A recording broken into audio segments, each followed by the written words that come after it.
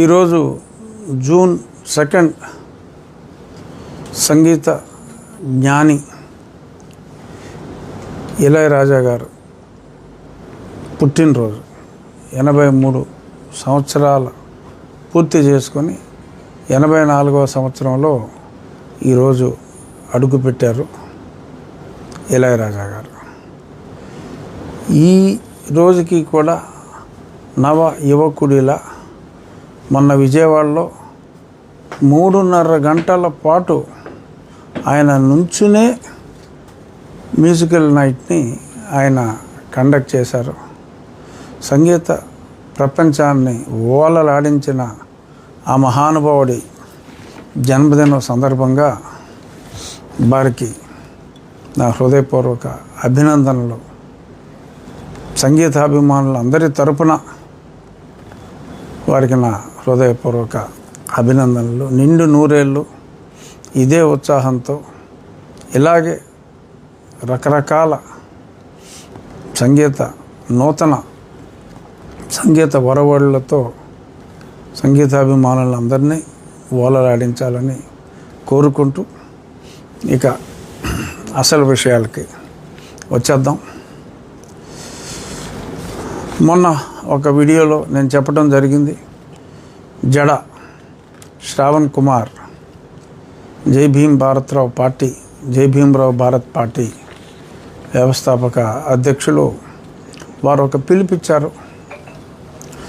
మొత్తం ఆంధ్రప్రదేశ్లో ఉన్న అన్ని పోలీస్ స్టేషన్లో నా మీద ఒక కంప్లైంట్ ఆయనే తయారు చేసి, మీరందరూ ప్రతి పోలీస్ స్టేషన్లో ఈ కంప్లైంట్ ఇవ్వండి, కొన్ని వేల ఎఫ్ఐఆర్లు మనం కట్టాలి, పోలీస్ స్టేషన్లో కట్టకపోతే ఎస్పీ దగ్గరికి వెళ్ళండి, అయినా కట్టకపోతే మేజిస్ట్రేట్ దగ్గరికి వెళ్ళండి, అప్పుడు నా దగ్గరికి రండి, నేను ఒక బుద్ధి ఒక గుణపాఠం చెప్పాలనుకుంటున్నానని ఆయన చెప్పడం జరిగింది.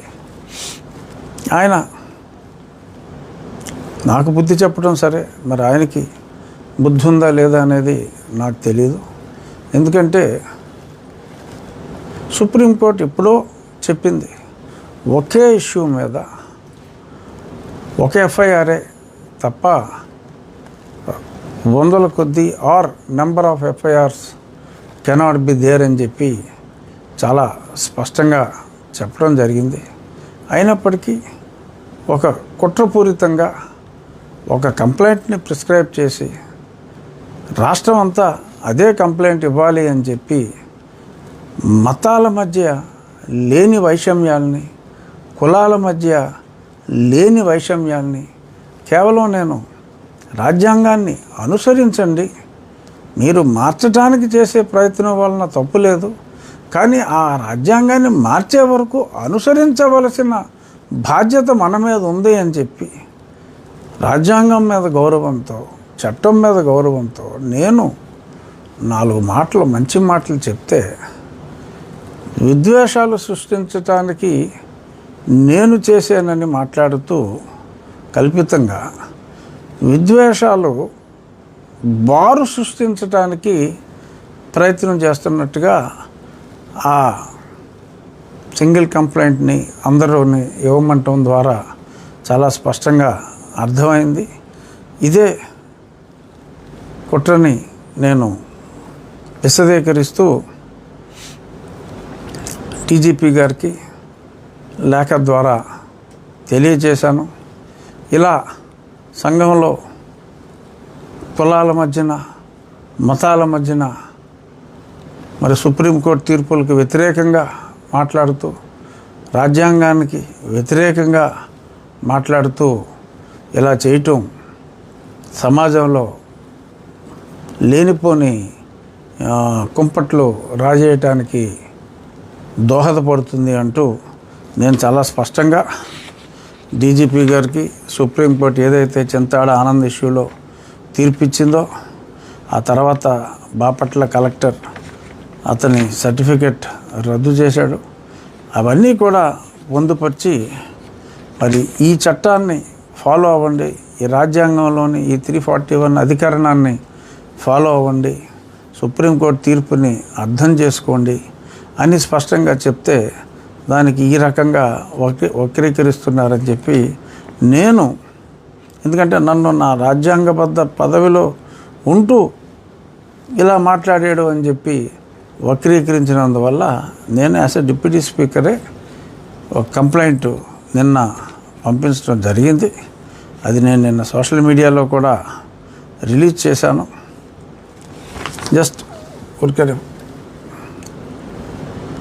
చూపెట్టండి. లేఖ పంపించాం, తప్పకుండా చర్యలు ఉంటాయని అనుకుంటున్నా. ఇంకొక విషయం, దళిత సోదరులకి నా బాధ్యతగా మళ్ళీ చెప్పాలి అని చెప్పి అనుకుంటున్నది ఏమిటంటే, నిన్న భీమవరంలో ఒక సుమారు 1000 మంది కుర్చీలలో ఆశీలైన వారితో, ఇంకొక 1000 ఖాళీ కుర్చీలతో ఒక భారీ, అర్థమైందా, ఖాళీ కుర్చీలతో ఒక భారీ బహిరంగ సభ అని చెప్పుకుంటున్నట్టు, అదే భారీయా కాదా అనేది అది ఎవరి కొలమానం వాళ్ళది. 500 మంది వస్తారనుకుంటే 1000 మంది వచ్చారనుకోండి, అది భారీ. మరి 50,000 మంది వస్తారనుకుంటే మరి 1000 మంది వస్తే మరి దాన్ని ఏమనుకుంటారు. ఏదైనప్పటికీ ఒక సభ జరిగింది. ఆ సభలో ఒక మాజీ ఐపీఎస్ ఆఫీసర్, గతంలో సిఐడి చీఫ్గా అతను పనిచేసినప్పుడట 4000 ఎస్సీ ఎస్టీ కేసుల్లో నేను ఛార్జ్షీట్ని వేయించాను అని మాట్లాడటం జరిగింది. చాలా మాట్లాడాడు. అవి కొంత అప్రస్తుతం. అయినా ఇంపార్టెంట్ ఇష్యూని వరకు నేను మాట్లాడవలసిన బాధ్యత ఉంది. సిబిసిఐడికి ఎస్సీ అట్రాసిటీ కేసెస్కి ఎటువంటి సంబంధం లేదు. ఏదన్నా ఇంటర్ స్టేటు మరీ సెన్సేషనల్ ఉంటే ఒక 2-3 కేసులు ఏదన్నా స్పెసిఫిక్గా సిఐడికి అప్పజెప్పి ఉండొచ్చు తప్ప అంతకు మించి కేసులు వాళ్ళు టేకప్ చేయటానికే లేదు. మరి 4000 కేసుల్లో, ఎస్సీ కేసుల్లో నేను ఛార్జ్షీట్ వేయించాను అని చెప్పి ఈ వ్యక్తి ఇంత బరి తెగించి మాట్లాడటం అనేది ఇంకా చాలా టూ మచ్ అది. సో దాన్ని బట్టి అవన్నీ ఫాల్స్ కేసెస్. ఎంతోమంది గతంలో కంప్లైంట్ చేశారు. వాళ్ళ స్నేహితులకి, సోకాల్డ్ ఎన్ఆర్ఐ స్నేహితులకి, వారంటే గిట్టని వారి మీద రకరకాలుగా దొంగ ఎస్సీ కేసులు ఇతనే పెట్టించాడన్న అభియోగాలు నిజమని ఇప్పుడు అతనే ప్రూవ్ చేసినట్టు అయింది. ఇప్పటికైనా ప్రభుత్వం మేల్కొని, నా కస్టోడియల్ టార్చర్ కేసులో నేను చెప్పా, ముఖ్యమంత్రి గారు ఎన్నో సమావేశాల్లో చెప్పారు కస్టోడియల్ టార్చర్ జరిగిందని. మరి అప్పుడు అతనే ఉన్నాడు. 164 స్టేట్మెంట్స్ అయినాయి. ఇతని పాత్ర క్లియర్గా స్పష్టంగా అర్థమైంది. అయినప్పటికీ మరి ఆ సంబంధిత అధికారులు ఏదో ఒకసారి 2 గంటలు 3 గంటలు మాట్లాడారు. తర్వాత మళ్ళీ మాట్లాడిన దాఖలాలు అయితే కనిపించట్లా. ఇప్పుడు అతనికి సంబంధం లేని ఇష్యూలో 4000 ఛార్జ్షీట్లు పెట్టించానని చెప్పి ఇంతగా బరి తెగించి ఒక అధికారి ఇలా మాట్లాడుతూ ఉంటే మరి గుడ్లు అప్పగించి చూడటం, I don't think it comes under good governance. So ఇది డెఫినెట్గా ప్రభుత్వం దృష్టికి ఈ పర్టికులర్ స్టేట్మెంట్ అనేది వాళ్ళు తీసుకొని దీని మీద కండక్ట్ అన్ ఎంక్వైరీ. అంటే ఎన్ని సంబంధం లేని వ్యక్తి ప్రేరేపించి ఛార్జ్షీట్లు వేసానని చెప్పి బజార్లెక్కి చెప్పుకుంటూ తిరుగుతూ ఉంటే కూడా ఇతనికి సంబంధం ఏమిటి ఆ ఛార్జ్షీట్లు వేయించడంలో అనేది కనీసం ఎంక్వైరీ అన్నది వేయాలి. దీని మీద నేను I will write to the government as a citizen of the state. I will write to the government to make an enquiry against this statement. ఇంకా చాలామంది మరి ప్రజల్ని తప్పుదోవ పట్టిస్తున్నారు. బ్యాప్టిజం సర్టిఫికెట్ ఉంటేనే మీరు ఆ సర్టిఫికెట్ తీసుకుంటేనే మీరు క్రిస్టియన్గా పరిగణించబడతారు. లేదు, మీ తల్లిదండ్రుల శవాలు క్రిస్టియన్ శ్మశాన వాటికలో పూడ్చిపెట్టినా, మీరు చర్చికి వెళ్ళినా మీరు క్రిస్టియన్ కాదు అంటే కాదు. మీరు ఆ సర్టిఫికేట్ తీసుకుని నేను క్రిస్టియన్ అంటేనే తప్ప మిమ్మల్ని ఎవడో ఏమీ చేయలేడు, సుప్రీంకోర్టు తీర్పు చెల్లదు అని సుప్రీంకోర్టు ఏంటి చెప్పడానికి? ఇంతకుముందు ఎప్పుడో హైకోర్టులో ఎవరో చెప్పారు, అది కరెక్టు. అంటే హైకోర్టు చెప్పింది కరెక్టు, సుప్రీంకోర్టు చెప్పింది తప్పట. రాజ్యాంగంలో దాన్ని మార్చాలి. ఓకే, మార్చాలంటే మార్చడానికి ప్రయత్నించండి. కానీ అది అలా ఉండగా సరే, ఆయన అయితే పనితీరిపోయాడు, ఆయనకి ఇబ్బంది లేదు, ఉద్యోగం ఏదో సస్పెన్షన్లోనే పోతాడో ఎలా పోతాడో ఆయనకి అయిపోయింది. ఇంకా ఇప్పుడు ప్రజల్ని తప్పుదోవ పట్టించటం ఇది సమంజసం కాదు. సరే, వారి మాటలు ఎవరన్నా అంటే అది వారికే నష్టం. చింతాడ ఆనంద్ ఎలా అయితే ఒక పాస్టర్గా ఉండి నేను క్రిస్టియన్ని కాదు, నేను హిందువుని అని చెప్పాడో అది కుదరదు బ్రదర్ అని చెప్పి మరి సర్టిఫికేట్ని రద్దు చేయటం జరిగింది.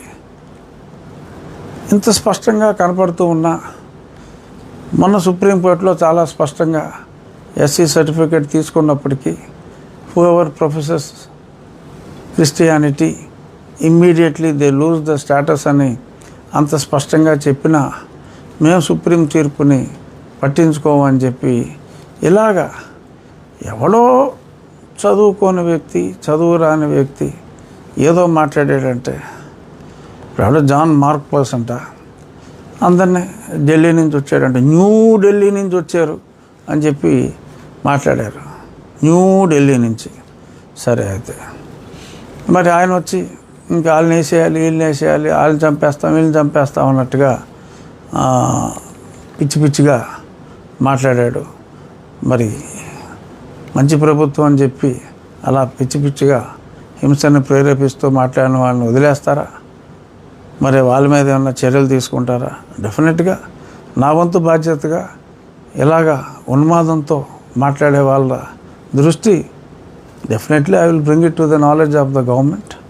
చూద్దాం ప్రభుత్వం వాళ్ళ మీద చర్యలు తీసుకుంటుందా తీసుకోదా అనేది అది ప్రభుత్వం విచక్షణకే మనం వదిలేయాలి. ఇంతలా బరితెగించి చట్టాన్ని వక్రీకరించి మాట్లాడుతూ తనకు లేని అధికార పరిధిలో 4000 కేసులు నేను ఛార్జ్షీట్ వేయించానని చెప్పి బరితెగించి మాట్లాడే వాళ్ళ మీద ఆయన లేపేస్తాను, వీళ్ళు లేపేస్తానని చెప్పి వాగే వదరబోతుల మీద తప్పకుండా చర్యలు తీసుకోవాలి అని చెప్పి ఈ ప్రభుత్వానికి ఒక బాధ్యత గల పదవిలో ఉన్న వ్యక్తిగా నేను తెలియచేస్తున్నా. ఇక ముగించే ముందు మళ్ళా నేను స్పష్టంగా చెప్తున్నా, నేను క్రైస్తవులకు వ్యతిరేకం కాదు, దళితులకు వ్యతిరేకం కాదు, అన్ని మతాలని గౌరవించేవాడిని, హిందూ మతాన్ని అమితంగా ప్రేమించేవాడిని. ఇది నేను మరొక్కసారి స్పష్టంగా తెలియజేస్తూ, ఉడతూపులకి నేను భయపడేవాడిని కాదు. నా ధర్మాన్ని రక్షించుకోవటానికి నా హిందూ ధర్మం మీద దాడి జరిగితే నిజాలు ధైర్యంగా రాజకీయాలకు అతీతంగా మాట్లాడటానికి నేను ఎప్పుడూ సంసిద్ధంగానే ఉన్నాను. రాజకీయం చేయటానికి అంటే హిందూ ధర్మంలోకి రాజకీయాలకి సంబంధం లేదు. అన్య మతాలని గౌరవించు, నీ మతాన్ని, నీ ధర్మాన్ని నువ్వు ప్రేమించు, అనుసరించు అన్నంతవరకే నేను చెప్తున్నా. I'm ready to take any unwanted criticism if you still want to make despite my clarification. ఎవరు అర్థం తీసుకున్నట్టు ఇప్పుడు చెప్పిన దాన్ని రకరకాలుగా ఒక్కొక్క ఛానలోడు ఒక్కో రకంగా మాట్లాడుతున్నారు. అది వారి విచక్షణకే నేను వదిలేస్తున్నా. నా అంతరంగాన్ని స్పష్టంగా నా మత ధర్మాన్ని, నేను అనుసరించే హిందూ మత ధర్మాన్ని కించ పరిస్తే నోరు మూసుకుని కూర్చోవటానికి రెడీగా లేను. నేను అన్ని మతాలని ఎలా గౌరవిస్తున్నానో మీరు కూడా మా మతాన్ని కూడా గౌరవించమని చెప్పి మనస్ఫూర్తిగా కోరుకుంటున్నాను. వెనకాల వైసీపీ మీటింగ్లా జరిగిందని ప్రచారం జరుగుతుంది. ఇది ఓపెన్గానే యువజన శ్రామిక రైతు కాంగ్రెస్ పార్టీ మీటింగ్ అయ్యేది. ఎందుకంటే ఐపీఎస్ అధికారి ఏమన్నాడు, ఇండైరెక్ట్గా గతంలో జరిగిన కారంచేడు ఇన్సిడెంటు ఫలానా పార్టీ వాళ్ళు చేశారన్న సంగతి పార్టీ పేరు చెప్పకుండా వాళ్ళతోనే కలిసి తిరుగుతారా? జగన్మోహన్ రెడ్డి దళితవాడ ప్రతి దళితవాడిని ఒక పంచాయతీ చేస్తానని చెప్పి మనకు మాట ఇచ్చాడు. సో దళితవాడల్ని పంచాయతీగా ఎవరు చేస్తూ ఉన్నారో, లేదు దళిత క్రైస్తవులకు కూడా ఎవరైతే రిజర్వేషన్లు ఇచ్చేస్తారో అది రాష్ట్ర స్థాయిలోది కాదు, దేశ స్థాయిలో తీసుకోవాల్సిన నిర్ణయం. మరి ఆ కామన్ సెన్స్ కూడా లేకుండా ఇలా మాట్లాడుతూ ఇండైరెక్ట్గా జగన్మోహన్ రెడ్డి గారు దళిత పంచాయతీ.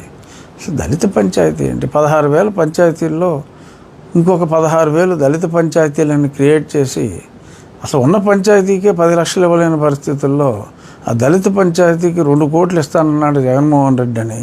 అంటే 32,000 కోట్లు సంవత్సరానికి దళిత పంచాయతీలకు ఇస్తానన్నోడికి నేను ఓట్లు వేస్తాను, లేకపోతే మీరందరూ ఓట్లు వేయాలని చెప్పి ఓపెన్గా ఒక పార్టీ మేనిఫెస్టో గురించి అతను మాట్లాడితే అది డెఫినెట్గా యువజన శ్రామిక రైతు కాంగ్రెస్ పార్టీ సమావేశమే. సో అందులో నువ్వు చెప్పిన దాంట్లో ఎవరికి ఎటువంటి అనుమానాలు లేవు. సో యువజన శ్రామిక రైతు కాంగ్రెస్ పార్టీ సమావేశం కాబట్టి నేను 1000 నిండిన కుర్చీలతో 1000 ఖాళీ కుర్చీలతో భారీ బహిరంగ సభ జరిగిందని చెప్పా. అది వైఎస్ఆర్ కాంగ్రెస్ పార్టీ సభ. ఓకే, ఏముంది, ఆ బొమ్మ లేకుండా వేసుకున్నారు, అందరికీ అర్థమైంది. ఆ సభలో జరిగింది ఇది.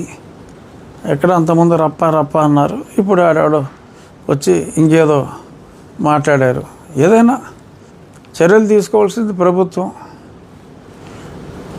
వాళ్ళ దృష్టికి తీసుకురావటం మన భీమవరంలో జరిగింది కాబట్టి వాళ్ళకి ఇంటెలిజెన్స్ వాళ్ళ దృష్టికి తీసుకెళ్తారో లేదో. సో మనం కూడా ఇదిగో ఇలా జరుగుతుంది అని చెప్పి తీసుకెళ్ళటం మన బాధ్యత. వాళ్ళు ఏం చేస్తారనేది చూద్దాం. బట్ డెఫినెట్గా ఎంతో కొంత స్పందన ఉండాలని ఆశించడంలో తప్పులేదు. చూద్దాం, నేనైతే తెలియజేస్తాను.